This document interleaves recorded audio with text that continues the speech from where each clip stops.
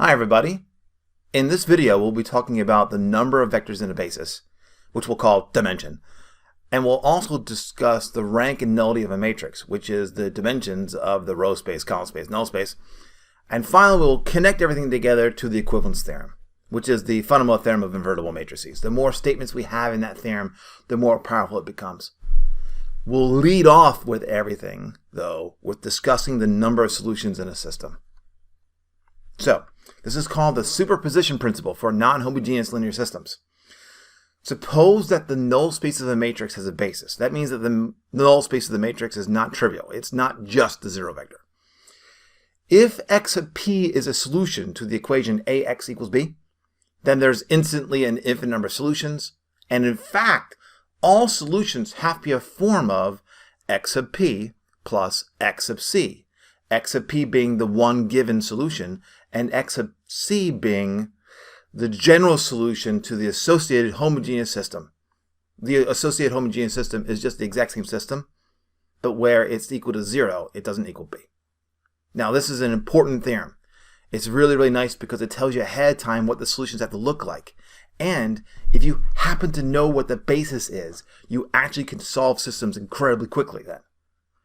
So to show you why it's true, let's do a quick argument.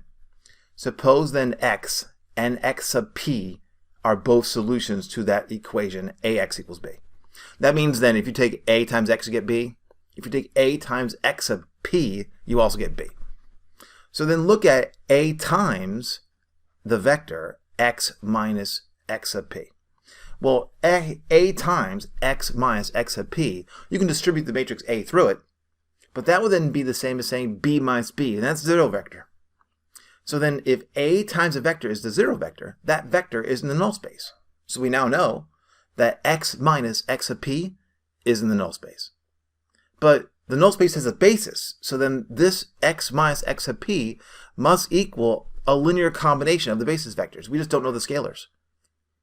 If you just take that last equation and just solve for x, you get the theorem. Now, it's a good idea to go ahead and see this in practice once. The point of the theorem is not to actually really solve systems, is to tell you what the solutions have to look like always. So, I want to solve this linear system. As the theorem states, I need a basis for the null space of the coefficient matrix. So then this is the associated homogeneous system. I'm going to solve it. To do so, the solutions, that's what the null space of the matrix is. So I just need a basis for that null space. So this is the coefficient matrix. So I need to find the null space of that coefficient matrix. And we know how to do that. Just write down the matrix. You find its reduced row echelon form. Then in the first column, notice that's the only column that has a leading entry. We wipe that column out. And then the number of columns I didn't wipe out, that's the number of columns that would correspond to free variables. The number of free variables, that's how many vectors are in the basis. So there's only one basis vector in the null space for this matrix. Since there's only one, that means if you were to, in the reduced row echelon form, you circle the rows that are left that are not 0. So that's only 2.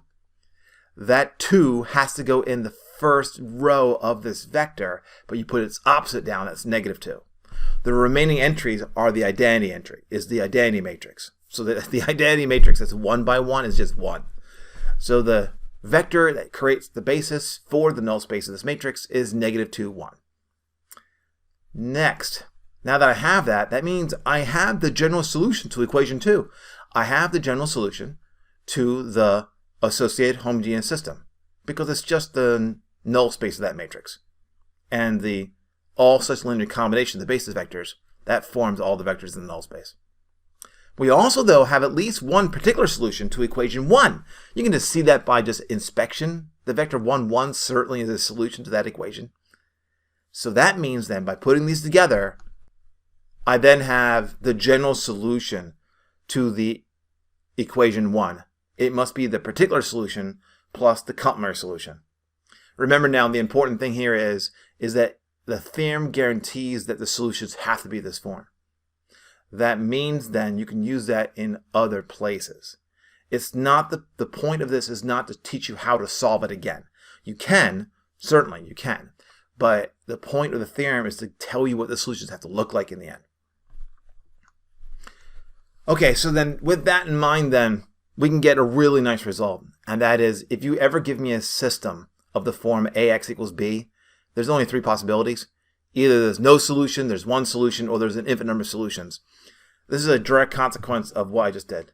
It's also something I've actually mentioned before, just haven't completely fleshed it out. So to show you why, there's only three possibilities for this system. The first one is there's no solution. If there's no solution, well then there's no solution. There's nothing you can do. If, though, there is a solution, there's two possibilities. Either there is a solution and the null space is the zero vector. In that case, you can actually go through the proof I just did all over again. If the null space is the zero vector, then when you take x minus x sub p, that would equal 0, which means x would have to be that particular solution. In other words, there can be only one solution. So if the null space is only the zero vector, there can be only one solution to that system. And the last one is, suppose the null space has a basis. So now the null space is not just a zero vector. Well, now we know that the solutions have the form of x sub p plus a linear combination of the basis vectors that form that basis of the null space. But since now they're scalars, c sub 1, c sub 2 could be anything you want. So there's instantly an infinite number of solutions. Now let's discuss the number of vectors in a basis and what's called the basis theorem. I know it's not a very good name, and some authors don't even call it that. And then immediately after that, we'll connect that to what is called the rank nullity theorem. So this next theorem is super important. It's used in lots of places, so I'm going to prove it very slowly. If you have n vectors in a basis for a subspace, then if you ever have more than n vectors from that set of more than n vectors is automatically linearly dependent. I don't know which vector in that set is a linear combination of what came before it, but it's got to be true. So let's start off by saying, let's assume then we have a bunch of vectors, u1 through um, and that m, the number of vectors in this set, is more than n, the number of vectors in the basis. I'm going to show you these vectors, u1 through um, are linearly dependent. This is a true tour force of the different ideas we've had in the course. You want to see I'm going to pull from lots of different areas in order to get the answer. So I want you to define two matrices. The matrix V is just going to be a matrix whose columns are the basis vectors, and the matrix U is going to be a matrix whose columns are these vectors that I'm interested in, u1 through um. So, next. As v1 through vn spans S, that means each and every vector that's in S is a linear combination of them. So what about u1, u2, u3 up to um? Those are all vectors in S. So then all those vectors u are some linear combination of the vectors v1 through the vn. I want you then, by using theorem 2.4, I want you to use a vector so that v times a sub I is u sub I. That has to happen because we know that that system is consistent if and only if that u sub I is a linear combination of the columns of v. But we already know that. Okay. So we have these vectors a sub 1, a sub 2, a sub 3, and so on. I want you to form the matrix A that uses those vectors as columns. Now this matrix A has got to be n by m. It has to be n because the rows has to be n because each of these vectors a sub I is an n by 1. There has to be m columns because there's m vectors in u. u1, u2 up to um, and for every one of those vectors in u, there's a vector a sub 1, a sub 2 up to a sub m. Okay, so we have this matrix A. Why this is important is because we know that A is a n by m matrix, where m is more than n. Then, by another theorem, this is in this case 2.6, since m is more than n, there is a non-trivial vector x so that A times X is 0. Okay, remember that. That vector X is not the 0 vector. It's something else. All right, good. Next, notice by matrix column multiplication that if you take V times A, you multiply V to the columns of A. So the product then would be a matrix whose first column is V times A sub 1, whose second column would be V times A sub 2, and so on. But V times A sub 1, that's what U1 is. V times A sub 2, that's what U sub 2 is, and so on. So it winds up being that V times A is U. It's exactly what U equals. Great. Okay. Almost done. Now that we have all these little constructions made, take U times X for a minute. So we have U, we have X. But U is the same as V times A. So U times X is V times A times X. But by matrix reassociativity, I can reassociate that product. That has to be the same as V times A times X. But A times X is a 0 vector. So V times a 0 vector, that's a 0 vector. So this vector X is a vector so that U times X is 0. But we also know from theorem 2.6 that the only way that U times X equals 0 has a non-trivial solution, because we just found it, X is non-trivial, right? Since U times X has a non-trivial solution, that's the vector, the non-zero vector X, then by theorem 2.6, the columns of U are linearly dependent. But that means the columns, that's U sub 1, U sub 2, U sub n, those are linearly dependent. And that's the proof. That's it.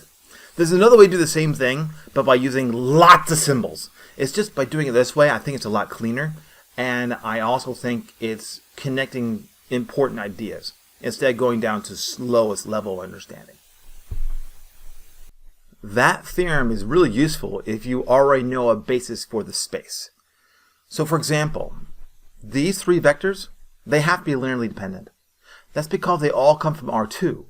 And since it comes from R2, we already have a basis for R2, and that would be E1 and E2. That is 2 vectors, R2, 2 vectors. So here there's 3 of them in that space. So then by the theorem, I have more vectors than there is number of vectors in a basis for that space. So therefore they have to be linearly dependent. That's it. So then I don't know though which vector is a linear combination of the others. In fact, each one of them is a linear combination of the others. But what that linear combination is, I don't care. So by that theorem, the number of vectors in a set of basis vectors can never exceed another such set. So if you have 2 sets of bases, neither one can exceed the number of vectors in the other because they have to be linearly dependent. And if one were to exceed the other, they'd be dependent. Consequently, the number of vectors in a basis is always constant. For a certain space, there is a constant value, which is the number of vectors in a basis for that space. That's the basis theorem. That every single basis for a subspace, whatever it is, will always have the same number of vectors. That means, by the way, that the number of vectors in a basis for Rn, because Rn is a subspace of itself, is always n. There's always n vectors in a basis for Rn. Because of this, let's go and define this as a term. We'll call this the dimension of the space. The dimension of a space is just the number of vectors that you need to make a basis for that space. By combining the previous result, that a subspace has a fixed number of vectors in its basis, with the theorems we've really proven so far, you get a couple of really cool consequences. The first one here is something you've already seen, and I'll go through the others fairly quickly if I can. If you have a subspace, then if you ever have more than the dimension of the spaces and vectors, they are instantly linearly dependent. That's something we already proved. But another way to say the same thing is, for any subspace, at most, the dimension of the space vectors in S are linearly independent. So you can't have more if you want to have linear independence. Also, though, using a previous theorem, if you ever have less than the dimension of the space in vectors, you cannot have that set would span the space. The reason is this. I've already proven to you that if you take a bunch of vectors that span a space, you can then, if they're dependent, you can remove them and the result still spans the space. Well, what I want you to do is take this set of vectors that's less than the dimension. It is assume that it actually does span the space, and then just start removing vectors in such a way that you never lose the span. Eventually, you'll remove enough vectors so the resulting set becomes linearly independent. So you'll have a set that's linearly independent and still spans the space, but is less than the dimension of the space. That's impossible. So we could not have started this argument in the first place. We could not start with less than the dimension of the space in vectors and actually still span the space. We can say that a different way, that if you ever want to span the space, you have to have at least the dimension of the space in vectors. You can't have less. Now, another useful consequence. Suppose that R is the reduced row echelon form of a matrix. Okay. Well, if you remember when you compute the basis for the column space and the row space, that the dimension of the column space, the number of vectors in the basis for that column space, is equal to the number of columns that have leading entries. That's literally just the number of leading entries. But that was the definition of the rank of the matrix. But that also has to equal the number of non-zero rows in that reduced row echelon form. But the number of non-zero rows in this reduced row echelon form, that is literally the number of vectors in the basis for the row space. So that's the dimension of the row space. So we get this neat result that if you ever give me any matrix, the dimension of the column space and the dimension of the row space, they're actually equal to each other, and they're just the rank of the matrix. So that's a nice result. The rank of the matrix then actually equals the dimension of those two spaces at the same time. Lastly, notice though that the column space of A is the same as saying the row space of A transpose, because all you're doing is treating columns as rows when you take the transpose. So using the previous result means then that the rank of a matrix is equal to the dimension of its column space, but that has to equal the dimension of the row space of A transpose. But the dimension of the row space of a matrix is the rank of that matrix. So therefore, the rank of A has to equal to the rank of A transpose. That's kind of neat too. So we have that nice little result, that if you give me an A matrix, the rank of A is equal to the rank of A transpose. Okay, so now we have these different things. Let's give a definition for the one last thing. We have a dimension for the column space. We have a dimension for the row space of a matrix. That's just the rank of the matrix. So that we don't have a word for dimension of the null space. So we'll just call that the nullity. So the nullity of a matrix equals the dimension of that null space. If the null space is just a zero vector, the null space, then the nullity is equal to 0. Notice that if you give me any matrix though, the nullity of A is the dimension of the null space. If you remember how we find the basis for a null space, we find the matrix's reduced row echelon form. We put little blocks over the leading entries, those columns, and the number of remaining columns, that's how many vectors are in the basis for the null space. So the nullity of A has to equal the number of columns minus the number of leading entries. But the number of leading entries, that's just what we call the rank of A. So the nullity has to be n minus the rank of A. That gives you the first instance of what's called the rank theorem. Very important. The rank of a matrix plus the nullity of the matrix is always equal to n, in this case the number of columns. So let's go and use that rank theorem a couple times. I want to know the nullity of this matrix. To do so quickly, all we need to do is figure out how many vectors are in the basis for the null space. To do that, we just need to take the matrix and row reduce it. So if you take that matrix and row reduce it, all we actually need is a row echelon form. We don't actually need all the way down to reduce row, because we just need to know where the leading entries are. In this case, there are 2 leading entries. But since there's 2 leading entries, that means we know the rank of the matrix. So the rank of the matrix is 2. Then by the rank nullity theorem, that means the nullity is the number of columns, 4, minus the rank, which is 2. So the nullity is 2. There has to be 2 vectors in a basis for the null space of this matrix. Now we can use that rank nullity theorem in other cases where you don't actually have the matrix though. You have to be a little bit more clever. Suppose you're given a matrix that's 3 by 5. It's non-zero. What could the rank of A equal? What could the nullity of A equal? Well, the rank of A, first, has got to be at least 1, because it's non-zero. If it's non-zero, when you row reduce it, there will be one leading entry. So there has to be at least 1. So the rank is at least 1. But how big of it is, I don't know that. But we also recall, though, that the rank is the same as the dimension of the column space, is also the dimension of the row space. But the dimension of the column space, it's got to be equal to or less than the number of columns. And the dimension of the row space, it's got to be equal to or less than the number of rows. So then the rank has got to be at least the minimum of the number of rows and the number of columns. And that in this case would be 3. So the rank can't be any more than 3. It can equal 3, but it can't be any more than 3. So the rank then is either 1, 2, or 3. Once we know the rank is, we can figure out what the nullity is, because the rank nullity theorem says that the nullity is equal to the number of columns n minus the rank, which could be 1, 2, or 3. So the nullity is either 2, 3, or 4. That's it. So we know the dimension of the null space then is either 2, 3, or 4. In this portion of the video, we're going to expand the equivalence theorem, the fundamental theorem of invertible matrices. Now we already know, though, there's a whole lot of statements that are already true because of that theorem. So if you're giving it n by n matrix, the following are all equivalent to each other.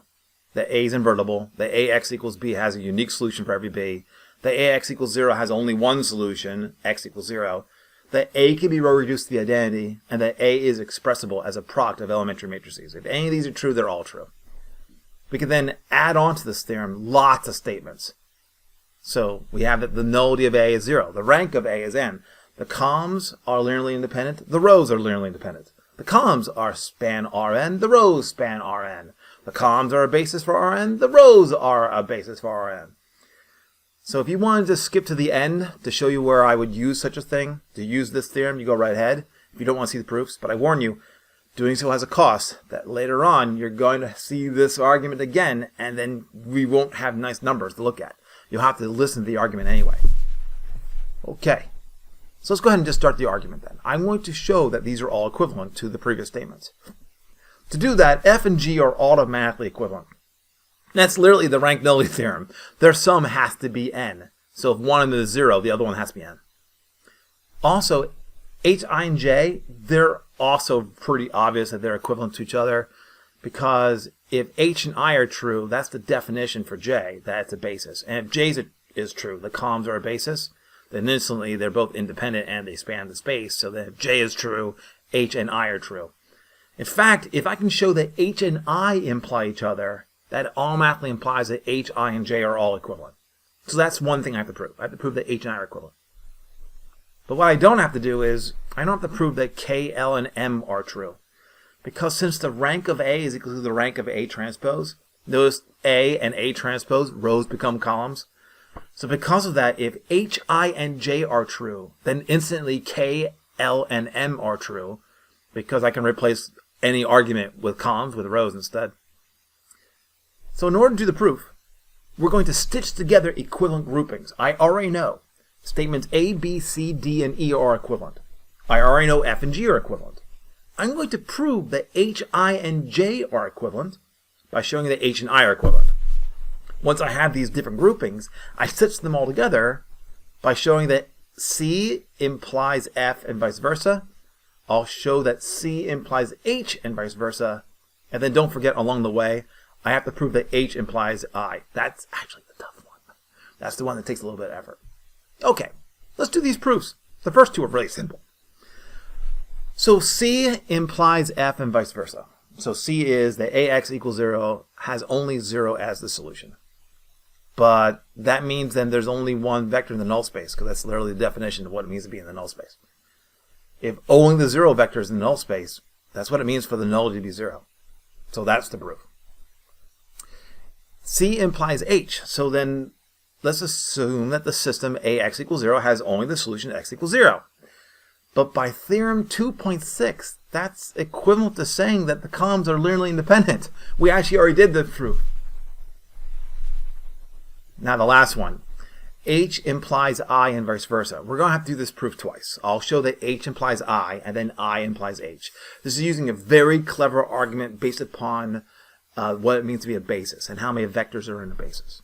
So suppose for a moment that the columns of A are linearly independent. I will show that they actually span all of Rn. So if they are independent, give me any vector in Rn. Then the set, that's all the columns of A, and then V at the end, that has to be linearly dependent because it's more than the number of vectors in a basis for Rn. Remember, the basis for Rn is n vectors. We now have n plus 1 vectors. So that has to be a linearly dependent set. By a proof I gave before, that means that one vector must be a linear combination of the ones before it in the list.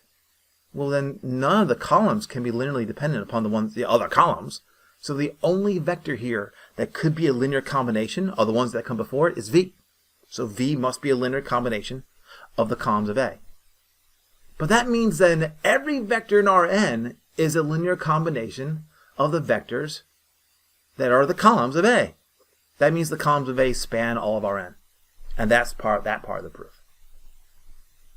Now I'll show that I implies H. So then let's suppose that the columns of A span Rn.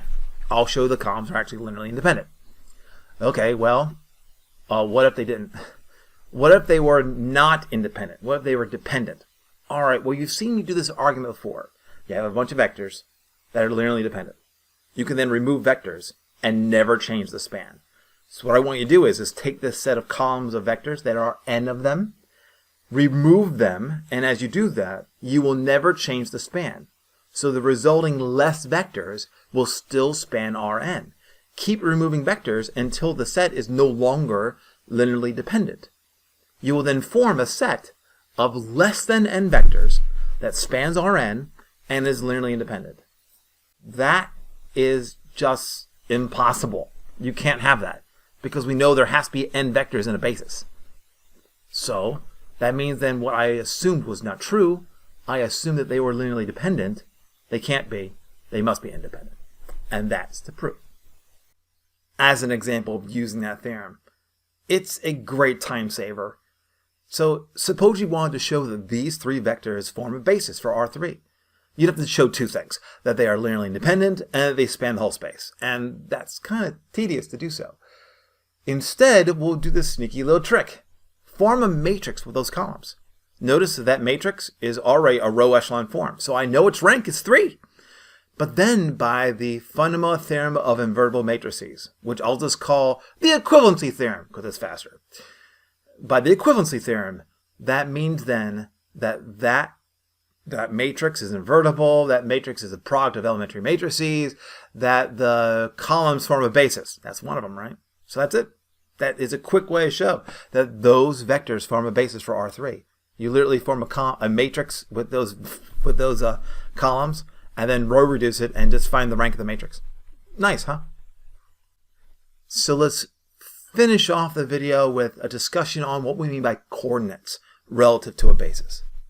So it winds up being that if you ever have a subspace that has a basis, then any vector in that particular subspace can be expressed uniquely as a linear combination of the basis vectors. I'm not interested in proving this. It's incredibly easy. It only involves maybe 3 sentences, but it's something you should probably try on your own. So let's just use it. Let's say S is the span of these two vectors. Now notice these two vectors are linearly independent. So since they span the space and they're linearly independent, that means they're a basis for the space. That means if you ever have a linear combination using these two vectors that adds up to some vector, then that vector can only be expressed by that linear combination in one way. So then, because of that, look at this equation of linear combinations. Notice on the left and the right, I have a linear combination of the two vectors. That means that I'm expressing the same vector. Because I know that the linear combination, the coefficients are unique, that implies that then A has to be 2 and B has to be 3. I put a question mark next to obviously because people look at this and go, well, obviously just maps left and right, Professor Dugan. I mean, the only choice for A has to be 2. The only choice for B has to be 3. No. It's really important that the vectors are a basis for the space, or at least they're independent, or else they don't have to be. I'll show you an example. So then look at the span of this space, these three vectors. Notice these three vectors are not linearly independent because there's three vectors from R2. We automatically know they're linearly dependent. So they can still span the space though. Okay, so then I look at the equation of vectors I have. Notice the left and right hand side of that equality is just a linear combination of these three vectors. I want to know, what does A, B, and C have to equal if this equation is true? Most people will say A has to be 1, B has to be 1, and C has to be -1. And that's actually not true. A, B, and C could be actually lots of different things. So they could be A and B are equal, and C is their opposite. So A and B could both be 2 and C is -2. A and B could be 4 and C could be -4. And actually it's true. It's true. And the reason that happens is because since these vectors are not a basis, we can't be guaranteed that the linear combination describes a vector uniquely. So because of that, it's fairly important. Let's give it a name. Give me any kind of subspace with a basis and let V be a vector in S. Suppose then V is a linear combination of those basis vectors. The scalars are then called the coordinates of the vector relative to the basis. And a column vector is called the coordinate vector of V. And we describe the coordinate vector with V with brackets, and as a subscript, we put the name for the base for the set of the basis. So V in brackets, subset, a little subscript with the name of the set that contains the basis vectors. That's just a column vector of the coordinates of that vector relative to that basis. So I'll show you as an example. I want to know the coordinate vector for the vector 1, 1, 2 relative to this basis. That's easy. All you have to do then is find out what linear combination of the basis vectors adds up to that vector V. That's exactly as we've seen before. That's corresponds to a system whose augmented matrix is as you see. So then just take that augmented matrix and row reduce it and solve it, and you'll get the solution vector being 2, 1. That's the coordinate vector. You can check it if you like. Just form a linear combination of the basis vectors using the scalars found in the coordinate vector. You'll notice then that they add up to be the vector that is V, 1, 1, 2. That's it. Pretty easy. That's it. That's everything you need for this particular video. It covers all the main features, talking about the basis and the number of vectors in the basis. We talked about the rank theorems. I increased the equivalency theorem, and I introduced the idea of coordinate vectors, although we haven't completely fleshed out why that's important yet.